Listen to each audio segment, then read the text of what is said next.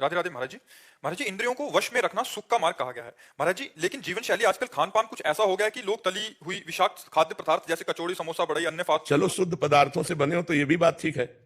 पता नहीं कौन सा तेल है, कौन सा घी है, चर्बी है कि क्या है, और कई दिन का सड़ा बाजार की चीजें तो मुझे लगता है कि परमार्थिक साधक को तो खाना ही नहीं चाहिए, क्योंकि वो बहुत ही अपवित्र और शरीर के लिए भी हानिकारक। वैसे सब लोग पसंद बाजारे का करते हैं, घर की रसोई करना पसंद करके होटल का ज्यादा पसंद करते हैं, गोलगप्पा ये सब दुनिया की चीजें ज्यादा पसंद करते हैं। मैं ना लंदन से आई थी और मैं जब से आई हूँ तब से गोलगप्पे, छोले भटूरे, पाव भाजी ये सब खाने में लगी हूँ, क्योंकि खाते पीते और मैं आपसे यही प्रश्न पूछने वाली थी कि मैं कैसे अपने आपने कहा है सत्संग में कि साधक को भोजन कम करना चाहिए। असल बात यह है ना कि जब भगवान की प्राप्ति की लगन लगती है तो नहीं खान पान ते भावे है, नहीं कोमल वसन सुहावे है, सब विषय लगे ते खाड़ा है, हरियासिक का मग्न आ रहा है। अभी शरीर में है ना, आपको लगता है मैं शरीर हूं, इंद्रिय मन की मांगे आप अपनी मांगे मान रही हैं, इसलिए आप इंद्रियों को शासन में नहीं ले पा रहे।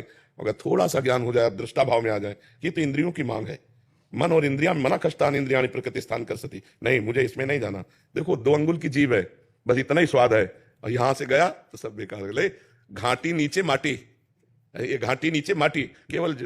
और अगर आपको सही बताएं, इनकी प्रक्रिया बनाते हुए देख लो, जलेबी जब बन के प्लेट में सामने आती है, लेकिन वो जलेबी वाला सीरा देखो, उसमें सैकड़ों मक्खी मरी पड़ी है, वो बस निकाल ऐसे निकाल। अपने घर में जो बनाओ, गोलगप्पा खाना है तो अपने आजकल गूगल से सब आप सर्च करके जान सकते हैं, यूट्यूब से, गूगल से, बढ़िया अपने घर में बनाओ, ठाकुर जी को पहले पवाओ और फिर आप पाओ, तो बुद्धि शुद्ध रहेगी।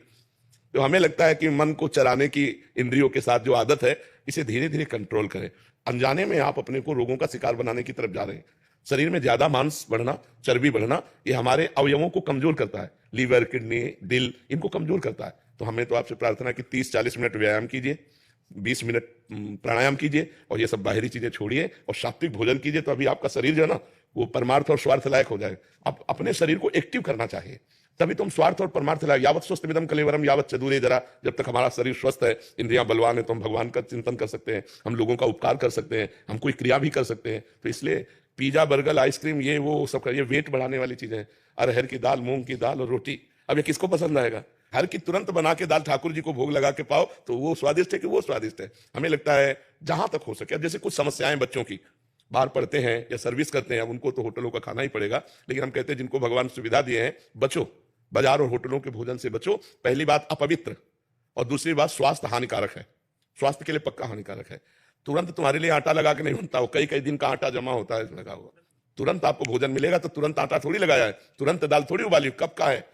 आप बासी खाना पसंद करेंगे तो तमोगुण बढ़ जाएगा, भजन में वृत्ति नहीं रहेगी। तो भोजन सुधार तो भजन सुधार हो जाएगा, भोजन सुधार तो हमारे कर्तव्यों का पालन करने की क्षमता आ जाएगी। और ये आप कहते हैं जो बना रहा है उसके विचारों का भी बहुत प्रभाव पड़ता है, बहुत प्रभाव पड़ता है। वो गलत विचारों का तो वही प्रभाव। बिल्कुल, जब आप भोजन पाएंगे तो आपके अंदर गलत चिंतन चलने लगेगा। देखो जैसे कुआं है ना, कुआं का जल हमारे लिए जो पौष्टिक परमाणु चाहिए, जीवाणु चाहिए, वो मिलते थे। कुआं का पानी अब तो गया कुआं। देखो कलयुग का कैसा प्रभाव, मटके से भी, मटके में पानी डाल दो तो वो भी शुद्ध हो जाता है। हाँ शुद्ध हो जाता है, क्योंकि रज में ऐसी क्षमता। जल का दोहन भी बहुत लोग कर रहे हैं, बर्बाद कर रहे हैं, तो इसके लिए लताएं कटने के कारण जो वर्षा का अधिक हमको चाहिए पानी, वो नहीं मिल पा रहा है।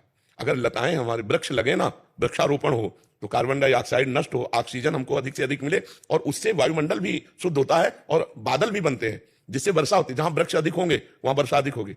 जैसे कई ऐसे वृक्ष वाले स्थान है जहां बहुत अधिक वर्षा होती है, और अब वृक्ष लोग काट डाले। पहले तो कलयुग का प्रभाव, जो आम के बड़े बड़े पेड़ होते थे, वो सब बड़े बड़े पेड़ तो सूख गए, और ये वर्ण संकर आम चले हैं। इतना बड़ा पौधा, इतने इतने बड़े आम लगे, नहीं चले। अब ऐसे वर्ण संकर चले, जैसे विशाल वट वृक्ष है, विशाल पीपल का वृक्ष है, आम का वृक्ष है, नीम का वृक्ष है, ये हमारे प्रकृति के लिए बहुत आवश्यक है। हमें लगता है सबको एक एक वृक्ष लगाना चाहिए। महाराज जी लगा भी दो ना तो लोग काट जाते हैं। अपनी जगह में लगाओ तो लोग क्यों काटेंगे आगे? अपने आंगन में लगा, अपने घर में लगा सकते हैं। हाँ, बहुत। नीम का पेड़ एक औषधि समझो, नीम का पेड़, उसके जो फल गिरते हैं उससे जो गंध होती है बहुत रोगों को नष्ट करने वाली होती है। नीम की जो वायु आती है वो शरीर के लिए सुखद होती है। नीम की छाया में बैठना, लेटना, ये बहुत, गांव में तो ऐसे ही जग जाते थे, और अब तो दर्शन नहीं, खिड़की खोलो तो आसपास सब फ्लैट ही फ्लैट नजर आते हैं, वृक्ष तो नजर नहीं आते।